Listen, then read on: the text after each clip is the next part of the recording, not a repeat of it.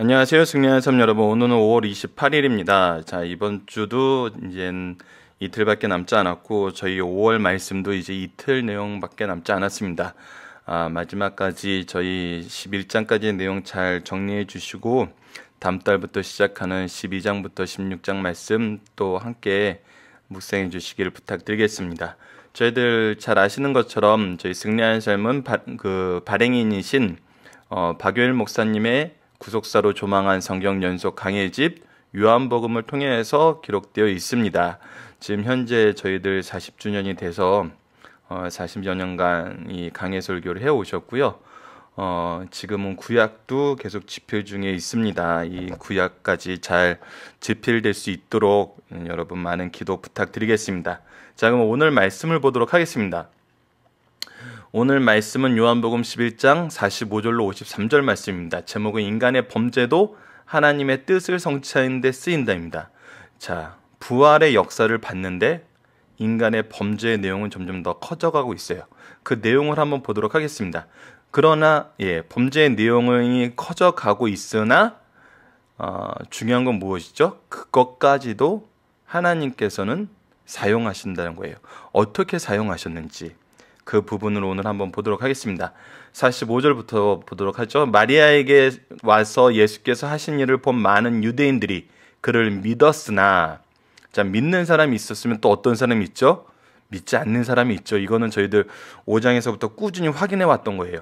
복음의 반응은 항상 믿는 사람이 있으면 믿지 않는 사람이 있어요.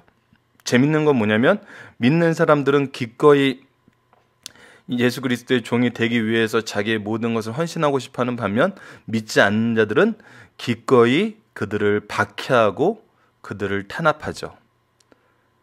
오히려 가만히 있는 사람들은 성경에 기록되지 않았어요.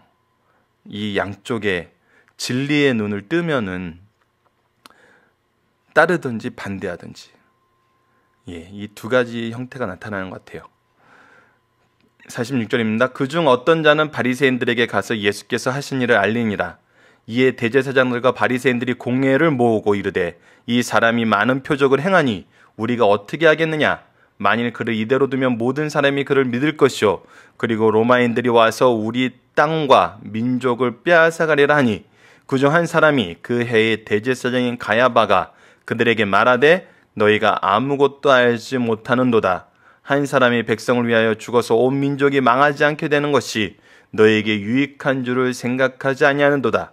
이 말을 스스로 함이 아니요 그 해의 대제사장이므로 예수께서 그 민족을 위하시고 또 그 민족만 위할 뿐 아니라 흩어진 하나님의 자녀를 모아 하나가 되게 하기 위하여 죽으실 것을 미리 말함이러라. 이날부터 그들은 예수를 죽이려고 모의하느니라. 자, 말씀을 보도록 하겠습니다. 첫 번째는 믿는 자들의 내용이 나오고 그 다음 문단에서는 이 일에 대해서 고발하는 자들과 그 고발에 대한 반응이 나타나요. 그리고 나서 대제사장 가야바의 주장이 나옵니다. 그리고 나서 영적인 하나님의 설명이 나오죠. 그리고 나서 그들의 행동의 방향이 정해지는 것이 보여져요. 자, 처음에 46절에서 48절 내용을 보면은, 자, 46절에 어떤 바리새인들이 가서 예수께서 하신 일을 알리는데 지금 현재 예수님은 어떤 상태죠? 죽이고자 대놓고 죽이자고 지금 사람들 사이에서 분분하던 때예요. 그래서 엄밀히 말해서 이 가서 얘기했다는 것은 가서 고발했다는 거예요. 지금 베다니 마을이 있다. 근데 그 내용이 뭐예요? 죽은 사람을 살렸다는 거예요. 그래서 그 표적이 나타나는 거예요. 근데 그 표적에 대한 사람들의 반응이 어떻다는 걸 알아요? 그를 믿을 것이요. 그를 믿고 나면 어떻게 된다고요? 이 레토릭, 이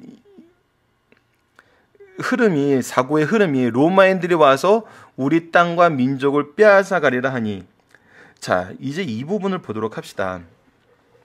이게 얼마나 위선적인 거냐면, 우리 좀 이따 본문 묵상하기에서 이제 박유일 목사님의 강해집을 살펴볼 텐데, 강해집을 살펴보기 전에 배경 설명, 배경 지식을 한번 볼 만한 것은 뭐냐면, 자, 예수님을 미워하는 이유가 뭐죠? 여기서 예수님을 미워하는 이유가 저희들 이미 5장에서 10장까지 말씀을 봤기 때문에 드러나지만 이제 그분이 하는 이적과 말씀으로는 이것이 하나님 앞에서 잘못됐던 거다, 사탄이 행한 일이다, 이런 거로는 이제 더 이상 반박을 못해요. 그래서 무엇으로 반박을 하죠? 갈릴리 출신이다, 오직 이걸로 반박을 하고 있거든요. 이 얘기는 우리 이미 살펴봤지만 뭐예요? 예수님이 메시아이지 아닌지 이제 중요하지 않아요. 그냥 그를 믿기 싫은 거예요. 왜? 자기네들이 원하는 사람이 아니니까.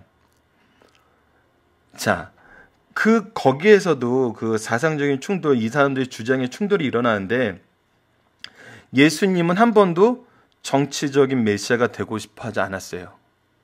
항상 영적인 부분을 말씀하셨어요. 죄에 대해서 말씀하셨어요. 민족의 지도자가 되는 것이 아니라 하나님의 어린 양으로서 우리의 죄를 짊어지고 죽으러 가는 길을 계속 설명하고 있어요. 그런데 그를 믿는 것이 왜 문제가 되죠? 그리고 그 믿는 것이 왜 로마인들하고 문제가 되죠? 사람들은 예수님을 본 게 아니에요. 예수님을 본 게 아니고 사람들이 믿어서 그가 왕이 되면은 로마인들이 우리 땅을 가만히 놓지 않겠다는 거예요. 그런데 예수님을 믿지 않는 이유가 뭐예요? 자기네들이 원하는 왕이 아니었던 거거든요. 자기네들이 원하는 왕을 로마인들은 무찌를 수 있는 그런 왕이었어요. 그렇지 않아서 그를 믿지 않고 그를 죽이려고 그러고 신성모독했다 그러고 갈릴리 출신이다 그러고 전혀 내용 안에 하나님 예수님의 불법이 없음에도 불구하고 죽이려고 했는데, 그 죽이려고 한 이유 때문에 또 로마인들이 자기네들이 원한 이 정치적인 메시아가 아니라는 것 때문에 죽이려고 그러면서도 그를 사람들이 믿어서 로마인들이 와서 우리 땅과 우리 민족을 빼앗아가리라 하면서 걱정을 해요. 이 사람들은 지금 기준이 없어요. 기준이. 예수님을 믿지 못하는 것은 정치적인 메시아가 아니어서 믿지 못하는데, 정치적인 메시아가 아님에도 불구하고 인기가 높아지니까 어떻게 되는 거예요? 로마인들이 와서 우리 땅과 민족을 빼앗아가리라고 걱정하고 있어요. 자기네들이 만들어 놓은 그 프레임 안에 예수님을 억지로 끼워 맞추는 거예요. 이런 일들은 현대에도 되게 많이 일어나요. 예수님이 누구신가를 가르치려는 게 아니라 예수님이 내가 만들어 놓은 프레임에 들어와서 그 프레임을 지지해 주는 사람이 되길 원해요. 그런 것들이 바로 이단들이거든요. 좀 더 심하게 얘기하면 이단화된 사람들이 있다고 얘기해도 우리가 반박하지 못할 정도로 현대에 많은 이런 이론들이 생겨나고 있는 것을 보게 되죠. 이것은 단지 교회뿐만 아니라 학계에서도 마찬가지인 것 같아요. 학계에서 내가 원하는 예수 그리스도의 모습이 아니면은 거절하거나 비난하거나 아니면 그쪽으로 뜯어고치거나, 그러면서 성경의 정경성을 끊임없이 부인해 나가고 있거든요. 각색해 나가고 있고. 그런데 이 각색해 나가면서 결국은 하게 되는 건 뭐냐면 자기들의 사상의 충돌밖에 일어나지 않아요. 그랬을 때 참 이 사람은 놀라운 사람이에요. 그 해 대제사장 가랴가 말하되 너희가 아무것도 알지 못하는도다. 아무것도 알지 못하죠. 근데 이 사람도 아무것도 알지 못해요. 그러면서도 뭐라고 얘기하냐면 한 사람이 백성을 위하여 죽어서, 한 사람이에요. 백성을 위해 죽어서 온 민족이 망하지 않게 되는 것이 너희에게 유익인 줄 생각하지 아니하는도다. 야, 한 사람 죽어서 망하면은, 한 사람이 죽는 걸로 인해서 온 백성이 망하지 않는 것이 가능하다면은 좋은 거 아니야? 이게 뭐죠? 공리주의라 그러죠. 오늘 본문의 묵상에서 나타난 최대 다수의 최대 행복. 이거는 항상 정의랑 연결이 돼요. 근데 이거에 대한 성경의 해석은 뭐죠? 성령의 해석은 이 말은 스스로 함이 아니요, 스스로 한 게 아니라는 거예요. 이 부분이 놀라운 거죠. 그 해의 대제사장이므로, 대제사장은 하나님의 말씀을 가르치고 하나님의 대속의 그 사역을 실현하는 사람이거든요. 그래서 대제사장이므로 예수께서 그 민족을 위하시고 또 그 민족을 위할 뿐 아니라 흩어진 하나님의 자녀를 모아 하나가 되게 하기 위하여 죽으실 것을 미리 아십니다. 흩어진 하나님의 자녀들, 하나님께서 이미 창세전부터 선택했던 그 사람들이 예수 그리스도를 통해서 하나가 되거든요. 이제 비로소 하나님의 자녀가 되고 하나님 나라의 백성이 되거든요. 그것을 위해서 죽으실 것을 미리 말합니다. 그래서 이날부터 그들이 예수를 죽이려고 모의해요. 왜요? 최대 다수의 최대 행복을 위해 한 사람을 죽이는 것은 유익한 거다. 이제 스스로의 죄의 찔림의 그 상태에서 벗어날 이론적인 근거를 얻게 된 거예요. 아주 이론적이죠. 자기의의 기준에서, 이론적이라면 좀 더 우리가 지금까지 공부했던 것과 거리가 있고, 자기의를 기준으로 죄된 죄라고 생각하는 그 마음을 제거할 이론적인 새로운 자기 기준을 만든 거예요. 뭐예요? 예수는 무조건 죽여야 된다는 이것도 자기 의에 의했던 건데, 예수를 죽이는 것이 우리에게 죄가 안 돼. 왜? 그를 죽여야지 우리 민족이 살거든. 자기 의를 계속 세워요. 자, 이 부분을 우리 본문 묵상하기에서 다시 한번 보도록 하겠습니다. 본문 묵상하기는 예수님이 메시아이심을 믿지 못하는 자들은 이제 어떤 명분으로 예수님을 죽이려고 하나요? 자, 한 사람이 죽어 모든 민족이 망하지 않는 것이 너희에게 유익한 줄 알지 못하느냐? 이거는 공리주의예요. 하지만 이 공리주의와 항상 대지점에 있는 것이 정의죠. 한 사람에게는 이 정의를 행치 않으면서 많은 사람을 살리는 것이 정의라고 보는, 그래서 공리주의는 철저하게 이 정의의 문제와 연관이 돼 있어요. 이 정의를 어떻게 보느냐예요. 자, 근데 여기서 이제 우리 인간들이 겪게 되는 끊임없는 평행적인 논쟁이 생기게 됩니다. 우리 인간이 죄를 짓고 나서 창세기 3장 22절에 나타났던 것처럼 선악을 아는 일에 우리와 같이 되었도다 얘기는, 이제 선악의 기준이 하나님을 보는 것이 아니라 나의 기준으로 만든다는 거거든요. 그래서 나의 기준으로 만든 삶, 처음 그 기준으로 삶을 살면서 죄에 점점 가까워지면서 결국 죽음의 죄를 지었던 사람이 가인이었고, 가인성의 많은 사람들이 자기의 힘과 자기의 노력으로 세운 것을 통해서 자기의 정의를 실현하면서 남을 죽이는 것도 개의치 않았어요. 그리고 많은 사람들이 하나님의 아들들이 세상의 딸들과 결혼했을 때도 자기 보기에 좋은 사람들과 결혼을 한 거거든요. 자기의 정의가 있어요. 자기가 정의. 이것이 각각이 다 달라요.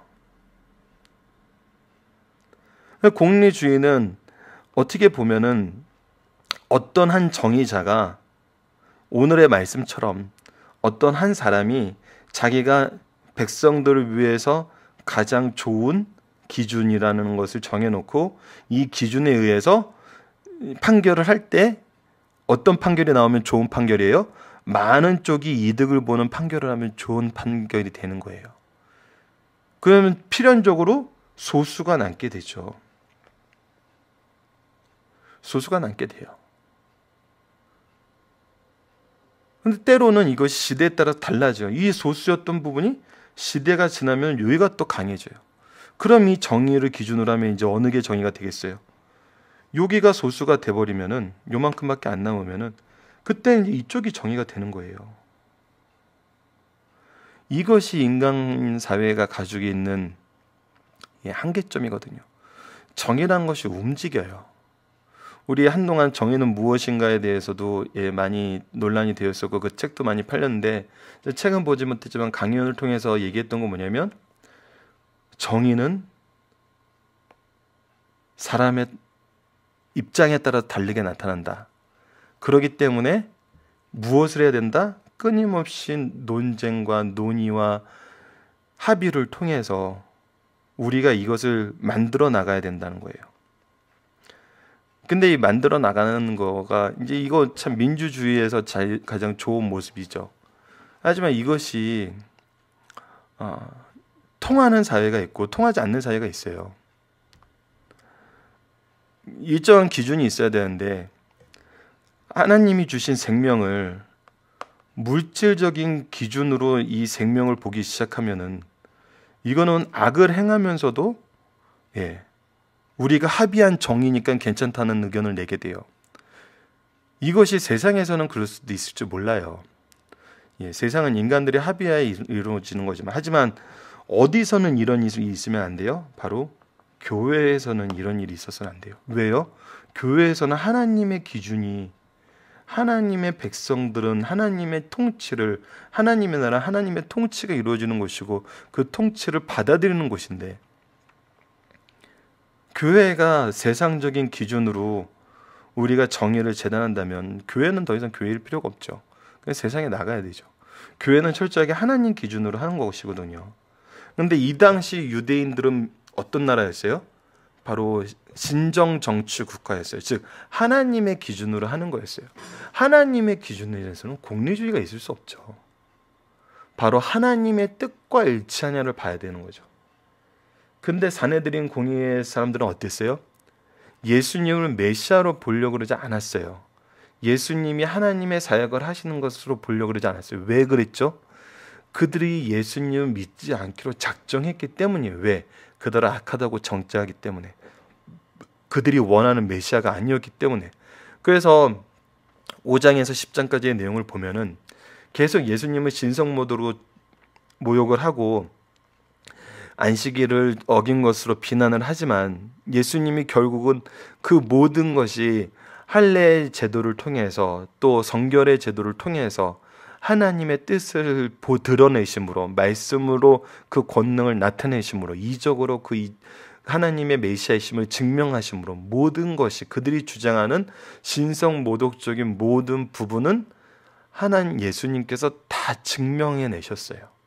그래서 말씀의 근거로 예수님이 신성모독을 하지 않았음을, 그들이 얘기하는 대로 사탄의 계수가 될 수 없음을 요한복음뿐만 아니라 사복음서를 보면 계속 그것이 드러나요. 그랬는데 이들이 마지막에 가지고 왔던 결론은 뭐였어요? 갈릴리 출신이어서 안 된다는 거였어요. 근데 예수님은 베들레헴 출신인 걸 너무나 쉽게 알 수 있거든요. 그러니까 확인하려는 것이 아니라 거절할 명분을 계속 세워놓고 있는 거예요. 그래서 갈릴리 출신이 아니고 베들레헴 출신이어도 갈릴리에서 살았던 사람들이 야, 갈릴리에서 무슨 선한 것이 나와 하면서 7장에서는 그렇게 마무리가 되잖아요. 갈릴리에서 선지자가 나온 예가 없다는 거예요. 그러니까 그들은 그들의 편견과 그들의 기준에 맞지 않으니까 안 된다는 거예요. 이거는 하나님의 기준이 아니라 자신들의 기준이었어요. 자신들의 기준에 맞춰서 볼 때 위험 요소가 너무 많은 거예요. 당연하죠. 인간의 기준으로 볼 때는 항상 완벽한 건 있을 수가 없어요. 그리고 그 완벽이란 것도 세대에 따라서 변해요. 왜? 각자가 자기 기준을 가지고 있기 때문에. 이것이 지금 인간 사회와 하나님과의 이 차이거든요. 그래서 우리가 예수님을 죽이려고 하는 이 명분을 우리가 볼 때, 우리가 신앙생활을 할 때 가장 중요하게 봐야 하는 것은 바로 하나님의 기준이 뭐냐는 거예요. 이것을 회복하는 것이 신앙생활의 키거든요. 그리고 이것을 회복해 주시는 분이 누구라는 걸 알게 되는 거예요. 예수 그리스도라는 걸 알게 되는 거예요. 그래서 퀘스천 2번에서는 하나님은 사람들의 불의한 범죄를 어떻게 사용하시는가, 이 목사님 말씀 읽어드리려고 했는데 좀 길어서 제가 좀 요약된 형태로 말씀을 드렸고요. 오늘 이 부분은 이 하나님이 어떻게 사용하셨는지 51장 52절 부분은 한번 읽어드리도록 하겠습니다. 자, 가야바, 신앙적인 면에서 보면 누가 보아도 좋은 사람은 못 된다. 그는 안나스의 사이가 되어 대제사장이 되었다. 세상적으로는 성공한 사람이나 기독교 역사를 보면 죄인 중에 죄인이다. 그가 제안한 방법대로 예수는 무죄하지만 민족과 백성을 위하여 죽어야 한다는 제안이 사내들인에서 의결되어 시행하게 된다. 이 사실을 성령께서 이렇게 말씀하셔 평가하신다. 이 말을 스스로 함이 아니요 그 해의 대제사장이므로 현재 가야바는 하나님이 쓰시는 대제사장이에요. 자, 여기에 우리의 신앙생활의 기준을 잘 두셔야 돼요. 그가 악한 사람이지만 하나님이 쓰시는 대제사장이란 거예요. 사울 왕이 악했지만 하나님이 쓰시는 왕이었던 거예요. 그래서 다윗이 그를 정죄하고 심판하려고 그러지 않았어요. 하나님께서는 지금도 그를 쓰시고 그를 통해 하나님의 뜻을 선포하시고 실현시키신다. 그런데 가야바만 떼어놓고 보면 그가 공회석상에서 한 발언은 성령 충만한 발언인가? 성령 충만한 발언이었나요, 이게? 그렇진 않다는 거예요. 그의 발언은 이기적이며 인간적인 발상이요, 하나님의 종이라기보다는 로마 정부의 하수인같이 생각하고 행동한 것이에요. 현재 로마를 이길 세력이 없고 로마가 우리를 도와 평화를 누리고 있다고 생각이 그 마음에 가득 차 있어요. 타락하고 악한 성직자가 되어 예수 죽이는데 앞장서 회유하고 협박하여 통화시켰어요.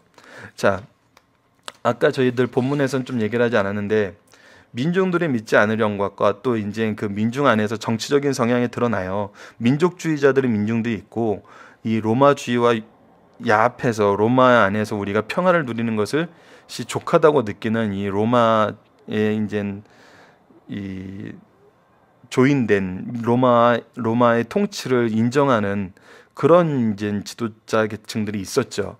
그 내용도 이제 이 부분에서 설명이 되는 겁니다.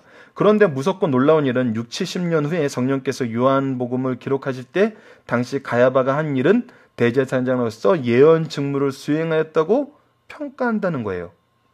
범죄 자체는 처벌받아요. 하지만 그가 한 일이 예언이라고 평가한 거예요.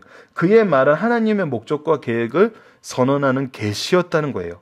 자, 그는 예언하였다는 거예요. 그는 악인으로 하나님의 섭리를 모르고 자기 악한 계획을 추진하였어요. 그러나 하나님은 그를 자기 목적을 이루시는 도구로 사용하셨어요. 그는 악한 제사장이었지만 선지자가 되어 선지자의 역할을 수행할 수 있었어요. 이 부분이 참 우리가 하나님 앞에 겸손해져야 되는 거예요. 이것을 인간적인 눈으로 보면 어떻게 저런 사람이 하나님의 일을 할 수 있어, 우리가 비난하게 되지만 하나님의 입장에서 보면 하나님이 범죄자든 그렇지 않든 하나님께서 주시는 그 계획 안에서는 벗어날 수 없다는 거예요. 대제사장의 입을 통해서 오히려 그걸 선언하게 만든다는 거예요. 왜? 이거는 하나님의 일이고 하나님의 계획은 인간에 의해서 조절되지 않으니까. 그러니까 우리가 인간적인 관점에서 볼 때는 너무 어이가 없고 얼토당토한 게 많은데 우리가 하나님의 뜻으로 보면은 그 자리, 그 내용, 그 일들이 얼마나 하나님 안에서 주권적으로 조절이 되고 있는지를 우리가 알 수 있어요. 자, 그 다음을 보도록 하겠습니다. 그의 제사장임으로 예언했다는 거예요. 그토록 타락한 그에게 왜 예언할 자격을 부여하시고 그를 통해서 예언하는가? 단 한 가지 이유라. 단 한 가지 이유. 그의 대제사장이기 때문이에요. 대제사장 하나님이 세우신 제도예요. 그래서 그를 통해서 하나님을 선포하는 선지자가 된 것이에요. 자, 가야바는 예수를 죽일 일념으로 사내들인 공의에서 왜 예수가 죽어야 하는 것을 범죄적 발상으로 말했지만 하나님께서는 사내들인 공의의 대제사장의 입을 통해 예수 죽음의 성격을 공식적으로 선언하게 하신 거예요. 예수는 민족을 위해서 죽으셔야 한다는 거예요. 예수는 자신의 죄 때문에 죽는 것이 아니라 자기 백성을 위해서 죽으신다는 사실까지 이 사람의 입을 통해서 선언하게 만든 거예요. 이게 하나님의 놀라움이에요. 이들은 계속 밖에서는 이 사람이 신성모독했다, 결국은 십자가에 달릴 때까지 신성모독을 했다고 자기네들끼리는 판결을 내려. 하지만 로마법으로는 죽일 수 없으니까 이 반란죄로 뒤집어 씌우는 거거든요. 하지만 이들이 하는 행동 하나에 이 시발점이 됐던 이때 무엇이 드러나요? 민족을 위해 죽어야 된다는, 무지하지만 대속의 죽음을 죽어야 된다는 사실이 이 사람의 입을 통해서 선언이 되는 거예요. 이게 하나님의 역사예요. 이래서 우리가 놀라울 수밖에 없고 겸손할 수밖에 없는 거거든요. 하나님은 자기 백성을 위해서 예수의 생명을 받으셨다. 가야바의 냉소주의는 하나님의 뜻을 성취케 하였던 거예요. 선언하게 했던 거예요. 민족뿐 아니라 흩어진 자녀들을 모아 하나가 되게 하여 죽이셨다는 거예요. 여기에 흩어진 하나님의 자녀란 흩어진 유대 민족만이 아니라 각 나라에서 하나님을 두려워하고 예배드리는 믿음의 사람들을 일컫는 말이에요. 이 말씀이 우리에게 성취되어 우리는 지금 세계 모든 족속들 중 믿는 무리가 되어 복음 안에 살게 되었어요. 여기에 두 가지 입장의 의미를 확인하고 이제 넘어가자고 이 강해집에 적혀 있습니다. 첫째는 주의 종들의 입장이에요. 주의 종들은 어떤 입장을 쳐야 되나? 어떤 동기와 방법을 거쳐 소명을 받아 주의 종이 되었다면 하나님께서 사랑함으로 쓰시는 종이 되자 분별력을 가지고 살자. 이세 아들 다윗을 만나니 내 마음에 맞는 사람이라 내 뜻을 다 이루리라는 말씀같이 칭찬받으며 쓰임받자. 가야바 같은 사람은 되지 말자. 성도들의 입장이에요. 가능한 주의 종들을 돕는 자가 되고 비난하고 정죄하고 괴롭게 하는 일에 앞장서거나 참여하지 말자. 우리는 평생 다윗이 사울에 대한 대취한 자세를 잊지 말자. 악한 종이라도 주께서 쓰시는 주의 종이므로 하나님의 주권과 진노에 맡기자. 주의 종의 심판에 참여하는 것은 손해라는 사실을 잊지 말고 자녀에게 유언하자. 습관도 대를 이어간다. 성경과 비판은 대를 이어 닮아간다는 거예요. 이 말씀 굉장히 무서운 말씀이고 기독교 역사가 성경 안에서의 역사가 우리에게 증명해 주는 거예요. 하나님이 세우신 것을 인간이 무너뜨리려고 하지 말고 인간이 재판하려 하지 마세요. 그분들을 닮아서는 안 돼요. 잘못된 분들을. 하지만 그분들에 대한 심판은 다윗처럼 누구에게 맡겨놔야 돼요? 하나님께 맡겨놔야 돼요. 왜? 이것이 하나님이 세우신 질서이기 때문이에요. 그 질서 안에서 그 질서를 지키는 것으로 인해서 다윗은 무엇이라고 평가를 받나요? 합한 자라는 평가를 받아요. 정의로운 자라는 평가를 받는 것보다는 합한 자라는 평가를 받는 것이 우리에겐 더욱 좋은 입장이에요. 우리가 정의로워질 수가 없어요. 공리주의나 이 세상에 말하는 정의에서 다 드러나는 거예요.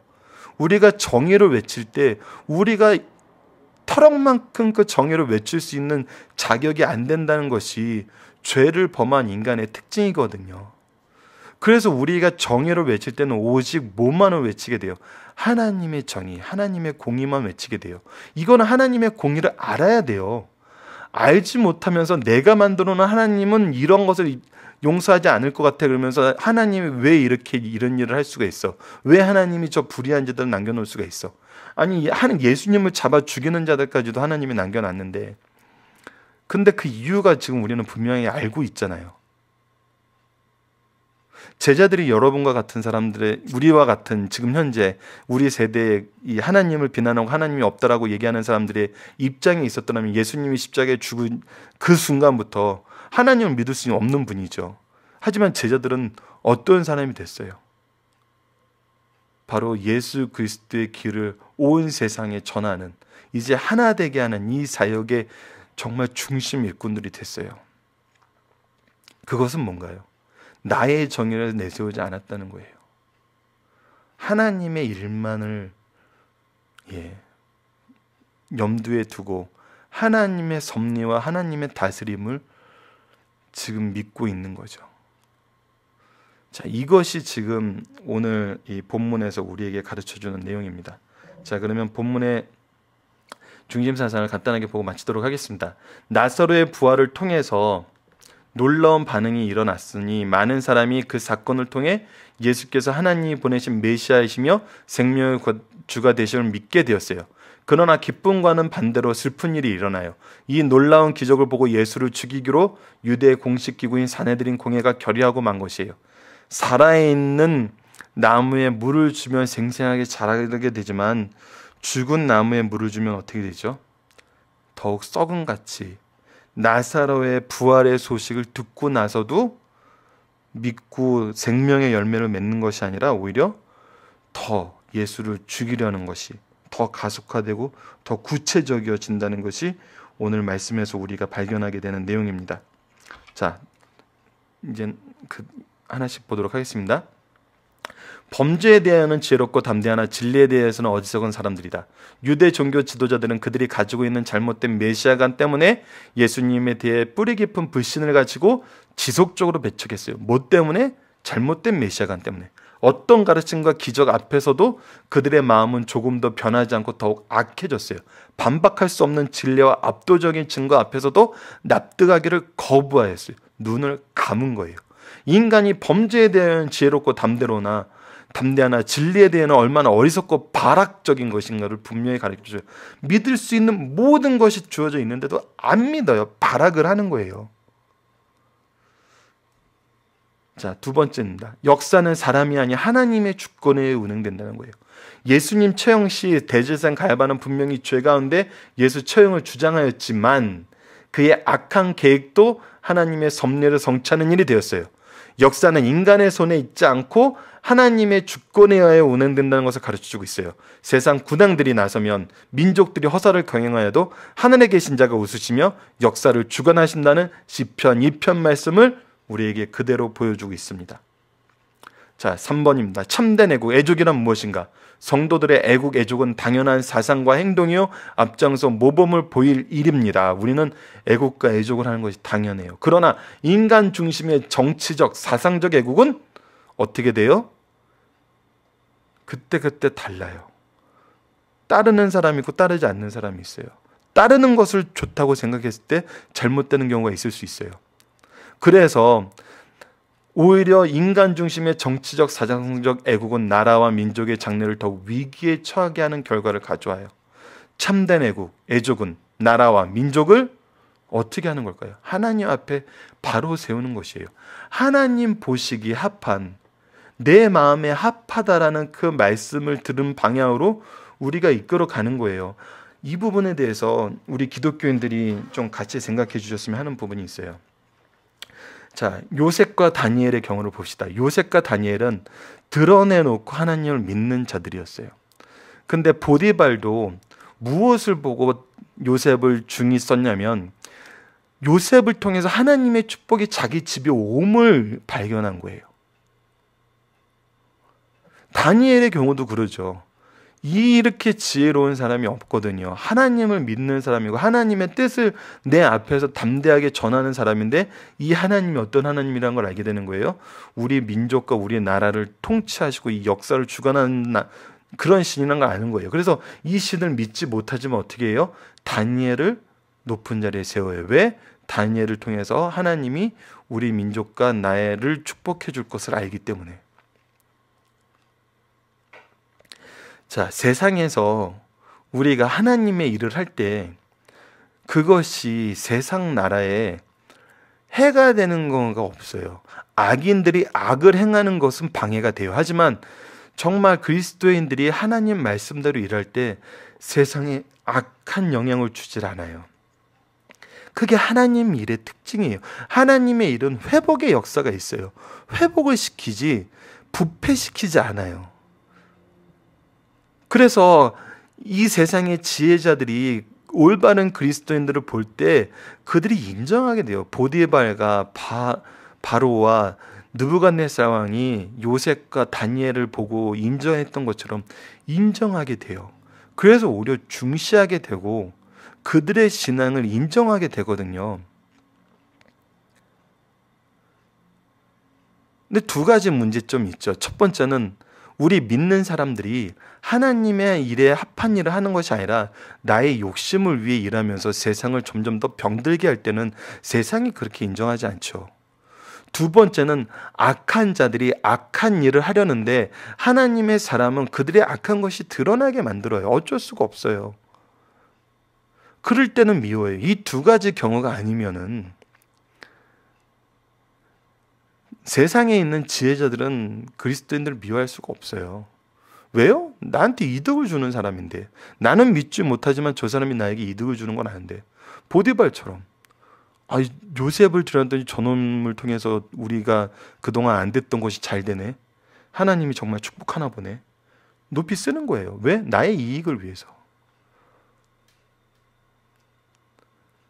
그래서 우리들의 자세가 굉장히 중요해요. 참된 애국과 애족, 사회를 사랑하고 우리 교회를 세우는 것은 하나님 마음에 합한 일을 하는 거예요.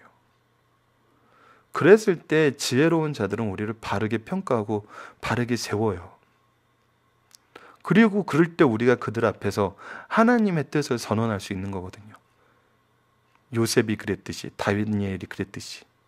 이러할 수 있는 승리하는 삶 가족 여러분들 되었으면 합니다.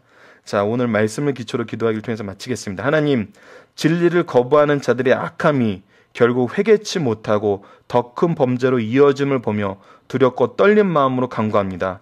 주여, 우리 세대에 이런 일이 우리의 가정과 교회에서 일어나지 않게 보호하여 주시고 우리가 순전한 마음으로 예수 그리스도를 믿어 악에서 떠나 회개와 성령으로 새롭게 함을 받게 하여 주소서. 우리가 악한 도구가 되어 심판에 이르게 하지 마시고 오직 의의 도구로 사용되게 하여 주소서.